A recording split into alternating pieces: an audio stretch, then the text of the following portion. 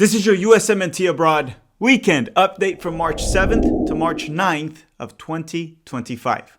Hello. If you're new here, I'm Filippo and welcome to Tactical Manager TV and welcome to the US Men's National Team Abroad series where every single Monday we update you on how the Yanks did abroad over the weekend. Now this was a good weekend. Not a tremendous weekend, but a good weekend. An exciting weekend. Not because a lot happened, but because good things happened. And it's what Thomas Jefferson used to say.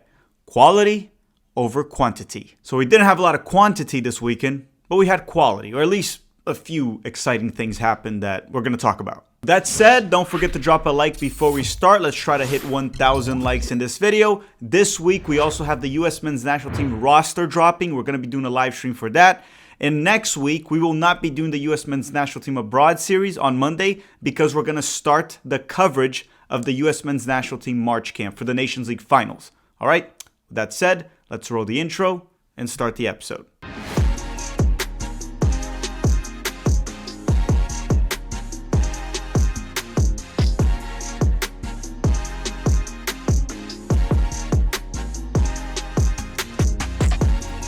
As always, we start with the top 5 leagues in Europe, the first one being the English Premier League. So we're going to go to the land of the fish and chips, and we're going to talk about the Americans in the Premier League. The first two being Chris Richards and Matt Turner from Crystal Palace. And on Saturday, Chris Richards started and played the full 90 minutes for Crystal Palace during their 1-0 win over Ipswich. He was once again a standout performer. For starters, he helped them hold a clean sheet. And if you're a center back and your team holds a clean sheet, you did your job.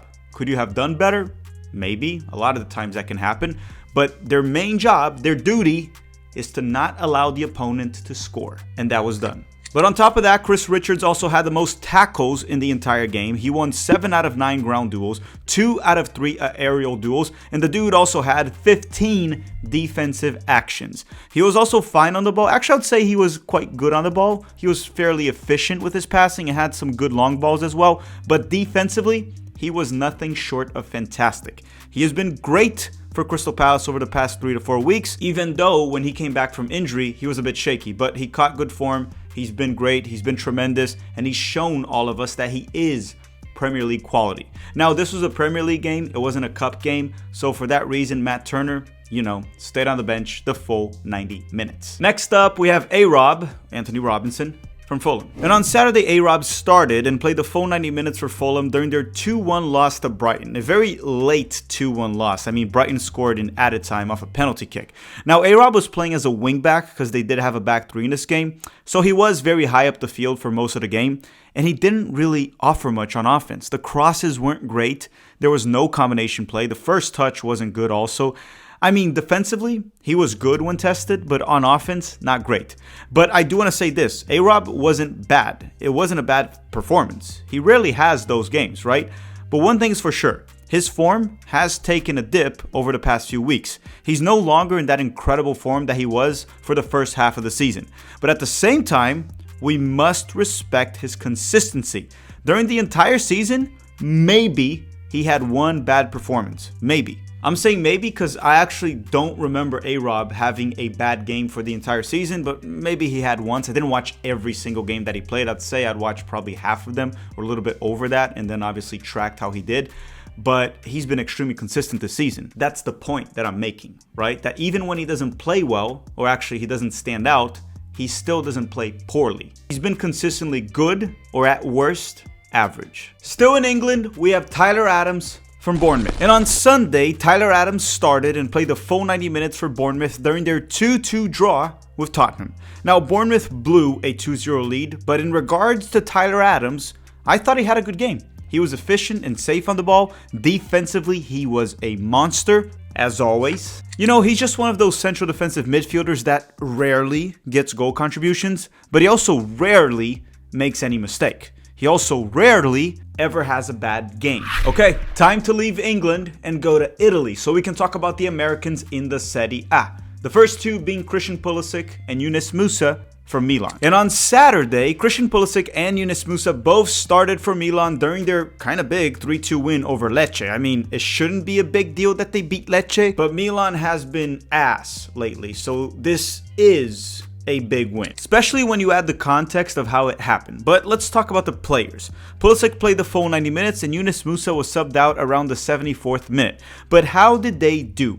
Why don't we start with Yunus Musa? So I thought he had a bad game. Actually, I'll put it this way. I didn't think he had a good game, but at the same time, I thought some of the criticism was blown out of proportion. The word to describe his performance would be inconsistent. He had a few good moments. He had a nice shot on target, some good dribbling, but he had plenty of bad ones. I can appreciate the fact that he was trying to make things happen, but he just kind of has no end product. He isn't great in the final third. Let's say his performance was meh, if that makes any sense. Musa's a fine player, but unless Milan is okay missing out on the Champions League, he can't be their starter. As for Christian Pulisic, he was the man of the match.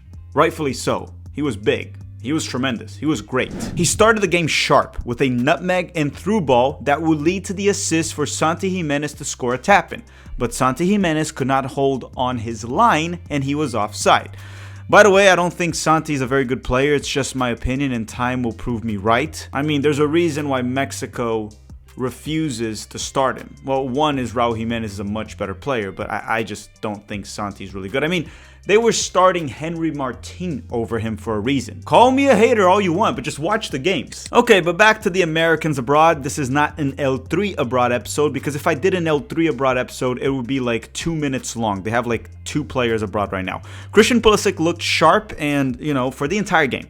He had a nice left-footed finish in the first half, some dangerous crosses, and he looked far better than the previous 4 to 5 games. He played as a left winger in the first half, then during the second one, he was moved to the right wing when Rafael Leão was subbed in. Milan was down 2-1 when Christian Pulisic was able to draw a penalty kick and convert it. A big bounce back from the last time that he took a penalty kick and wasted it.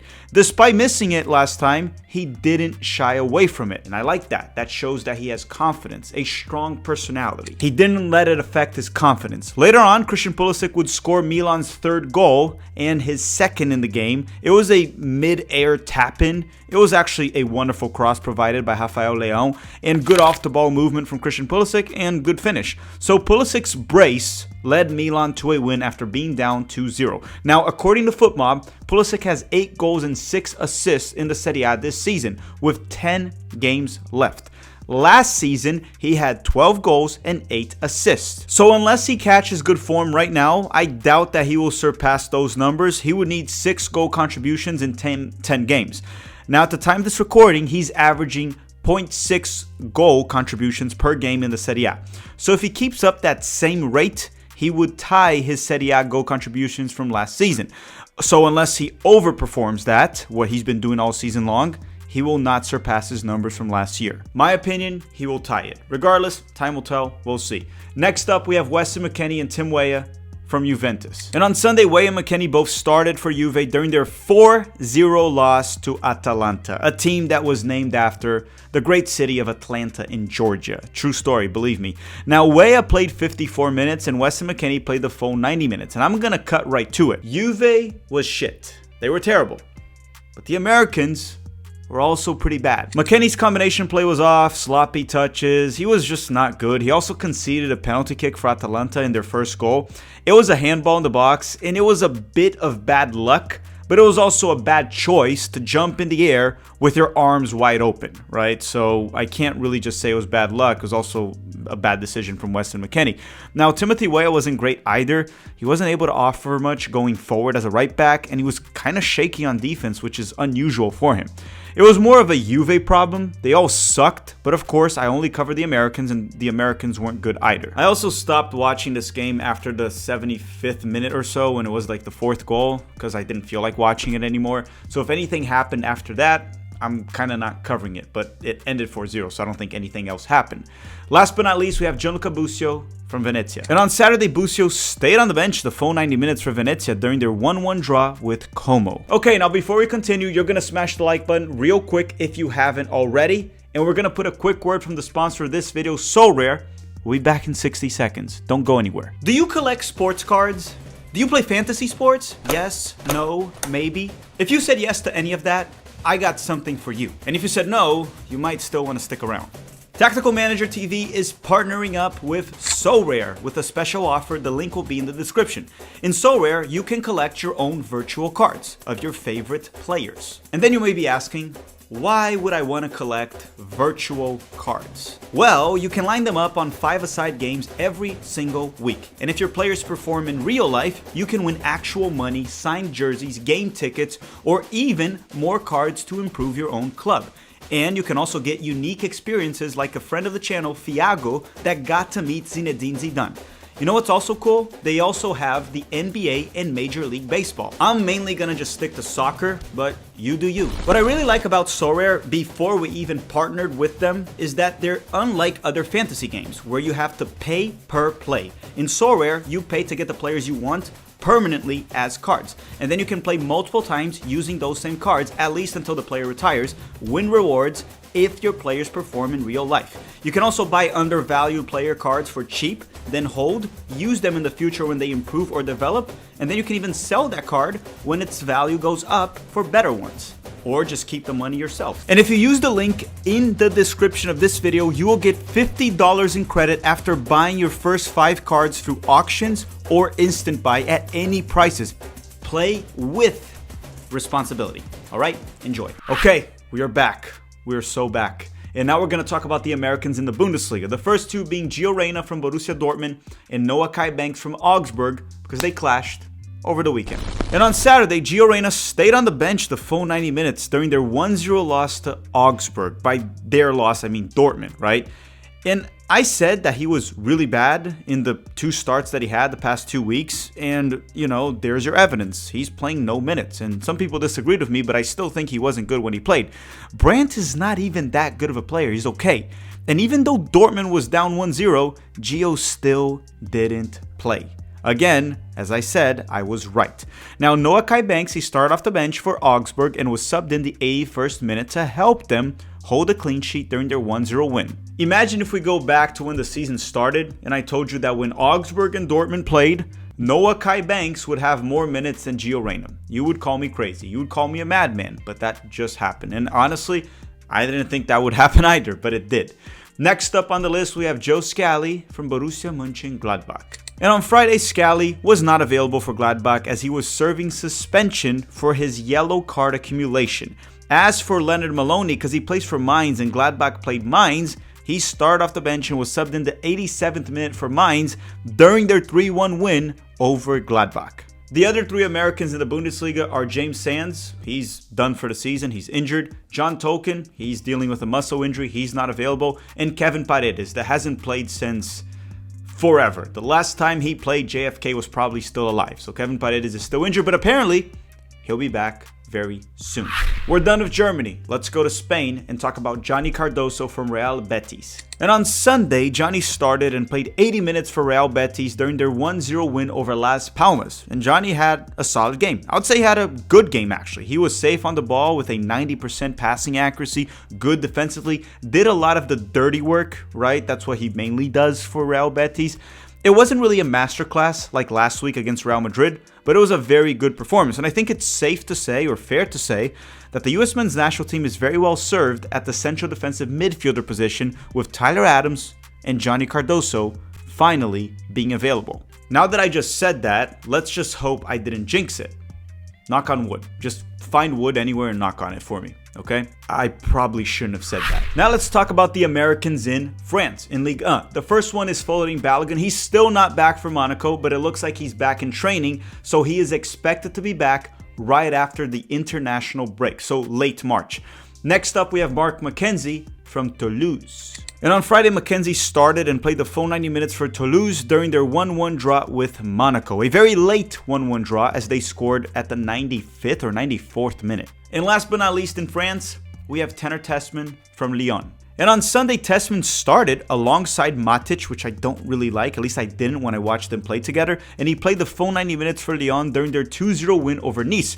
However, I wasn't able to watch this game, but apparently he played very well. That's what I heard, but again, I didn't watch it. Take it with a grain of salt. If you did watch Tanner Tessman play this weekend, let me know in the comment section down below, how did he do? Again, I only talk about players, or at least I only give the opinion about players that I actually watched. I heard he was good, but I didn't see it with my own eyes. My own beautiful eyes. They don't call me taller and better looking Tom Cruise for no reason.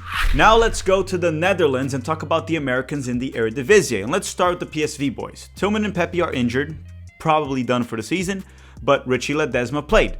And Serginho Dest is back. And on Saturday, Ledesma started and played 67 minutes for PSV during their 2-1 win over Heerenveen. But the big news here was that Destinho, Serginho Dest, was back from the torn ACL after nearly a year, over 300 days. He was actually subbed in for Richie Ledesma around the 67th minute. I would expect Dest's minutes to ramp up after the international break. Regardless, Serginho Dest, welcome back. We missed you. Next up, we have Paxton Aronson from Utrecht. And on Sunday, Paxton started and played 83 minutes for Utrecht during their 3-2 win over Willem II. And the last player we have in the Eredivisie, the last American player, is Taylor Booth from Twente. And on Sunday, Taylor Booth started and played 63 minutes for Twente during their 1-0 win over Almere City FC. Last but not least, we have the Americans that play in the second division of England, the EFL Championship. The first one being Josh Sargent from Norwich. And on Friday, Sargent started and played the full 90 minutes for Norwich during their 1-1 draw with Oxford United. And Josh Sargent actually scored Norwich's goal for this game. It was a left-footed finish off a low cross. Not a tough finish by any means, but not an easy one either. I mean, it's also his weak foot. But he was in the right place at the right time, and he scored. He did what good center forwards do. He now has 8 goals in the past 8 games in the EFL Championship for Norwich, and he's expected to start for the US men's national team later this month, and hopefully he delivers. By delivers, I mean score. Next up, we have Brendan Aronson from Leeds. And on Sunday, Aronson started and played 68 minutes for Leeds during their 1-0 loss to Portsmouth. I was half awake for this game. I was having my morning coffee, and the game was shit. Aronson's performance was shit, and eventually, due to the coffee, I had to take a shit. So next up, let's skip on that. That's nasty. I probably shouldn't even told you all those details. Now we have Haji Wright from Coventry. And on Saturday, Haji Wright started off the bench and was subbed in the 66th minute for Coventry during their 3-2 win over Stoke City. He just came back from injury. His minutes should trend up after the international break. After that, we would have Caleb Wiley from Watford. He was finally back from injury. He was available off the bench, and he came off the bench and made his debut for Watford around the 71st minute. I didn't watch that game, but I just think it's important to report because he's a young, promising left back that is available for the US men's national team in the future. But now let's talk about Ethan Horvath from Cardiff City because he played. He actually did play. And on Saturday, Horvath started and played the full 90 minutes for Cardiff during their 2-1 loss to Sunderland. Their starting goalkeeper is injured and expected to be back at some point after the international break. Until then, Ethan Horvath is expected to be the starter. Last but not least in England, we have Aidan Morris from Middlesbrough. And on Saturday, Aidan Morris started and played the full 90 minutes for Middlesbrough during their 1-0 loss to Swansea City. And the very last 2 players we're going to report on are 2 Americans that play in Scotland for Celtic, and their names are Cameron Carter-Vickers and Austin Trusty. And on Sunday, the 2 center backs, Carter-Vickers and Trusty, both started and played the full 90 minutes for Celtic during their 2-1 win over Hibernian in the Scottish Cup quarterfinals, which means Celtic has advanced to the semifinals. Alright everyone, thank you very much for watching. Don't forget to drop a like before you go. And remember, next Monday we don't have the US Men's National Team Abroad episode because we're going to start the coverage of the US Men's National Team March camp for the Nations League's finals. Alright, that's all for today. We're going to do a roster stream when the roster is out on Tuesday. And that's pretty much it for this week. I want to thank you all very much for watching and have a great day.